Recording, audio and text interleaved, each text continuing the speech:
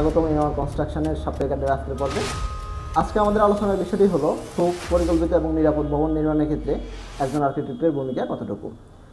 তা জানার জন্য আমাদের সাথে আছে আমার আর্কিটেক্ট কনস্ট্রাকশনের জুনিয়র আর্কিটেক্ট তাসিন মাহমুদ। তাসিন মাহমুদ কেমন আছেন? আলহামদুলিল্লাহ ভালো ভাই, আপনার কি অবস্থা? ভালো। তাসিন মাহমুদ, আপনার কাছে আজকে প্রথমে জানতে চাই একজন আর্কিটেক্টের আসল কাজ কী? ধন্যবাদ শিমুল ভাই, আপনি জানতে চাইছেন একজন আর্কিটেক্ট আসলে কি কাজ করেন। তো একজন আর্কিটেক্টের কাজ হলো একটি ভবনের ডিজাইন, পরিকল্পনা ও কার্যকারিতা নিশ্চিত করা।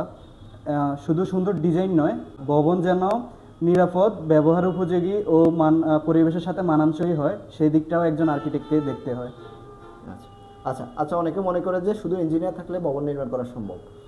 সেক্ষেত্রে একজন আর্কিটেক্টের ভূমিকা কী বা কতটুকু আপনি যদি একটু বলেন। আচ্ছা, তো আপনার প্রশ্নটা ছিল হচ্ছে একজন ইঞ্জিনিয়ারই তো ভবন নির্মাণ করতে পারে, আর্কিটেক্টের কী প্রয়োজন হয়।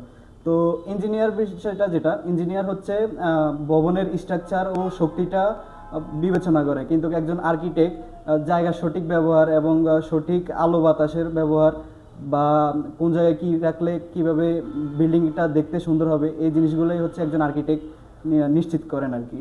তো এই দুইটা জিনিসের ক্ষেত্রে হচ্ছে আপনার ইঞ্জিনিয়ার আর আর্কিটেক্টের মধ্যে পার্থক্যটা আর কি। তো একটা বিল্ডিং নির্মাণের ক্ষেত্রে একজন ইঞ্জিনিয়ারেরও প্রয়োজন হয়, একটা আর্কিটেক্টেরও প্রয়োজন হয়।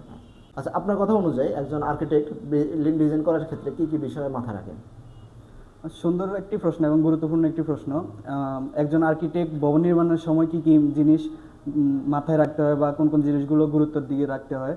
তো আমরা যে আর্কিটেক্টরা যেসব জিনিসের প্রতি গুরুত্ব দিই, এগুলো হচ্ছে জমির অবস্থান, আলো বাতাস, তারপরে হচ্ছে আপনার পরিবারের সদস্য সংখ্যা এবং হচ্ছে বাজেট হিসেব করে আমরা একটা বিল্ডিংয়ের প্ল্যান রেডি করতে হয় আর কি। আচ্ছা আচ্ছা, ধন্যবাদ। বর্তমানে আধুনিক স্থাপত্য নির্মাণের ক্ষেত্রে কোন কোন ট্রেন্ডগুলো বেশি জনপ্রিয় রয়েছে বলে আপনি মনে করেন?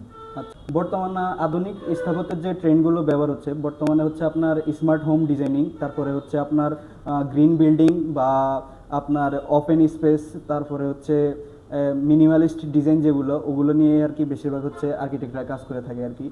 বর্তমানে মানুষরা হচ্ছে আপনার বেশি আলো বাতাস আর স্পেসিং বেশি চাইতেছে, এমন বাড়ি আর কি মানুষ এখন বর্তমানে বেশি চাচ্ছে আর কি। আচ্ছা আচ্ছা।